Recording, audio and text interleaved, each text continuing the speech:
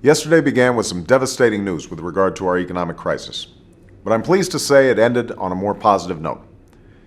In the morning, we received yet another round of alarming employment figures, the worst in more than 30 years. Another 600,000 jobs were lost in January.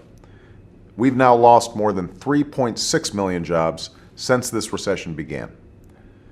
But by the evening, Democrats and Republicans came together in the Senate and responded appropriately to the urgency this moment demands. In the midst of our greatest economic crisis since the Great Depression, the American people were hoping that Congress would begin to confront the great challenges we face.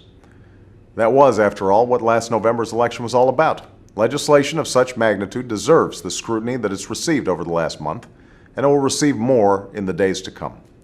But we can't afford to make perfect the enemy of the absolutely necessary. The scale and scope of this plan is right, and the time for action is now. Because if we don't move swiftly to put this plan in motion, our economic crisis could become a national catastrophe. Millions of Americans will lose their jobs, their homes, and their health care. Millions more will have to put their dreams on hold. Let's be clear. We can't expect relief from the tired old theories that in 8 short years doubled the national debt, threw our economy into a tailspin, and led us into this mess in the first place. We can't rely on a losing formula that offers only tax cuts as the answer to all our problems, while ignoring our fundamental economic challenges, the crushing costs of healthcare, or the inadequate state of so many schools, our addiction to foreign oil, or our crumbling roads, bridges, and levees.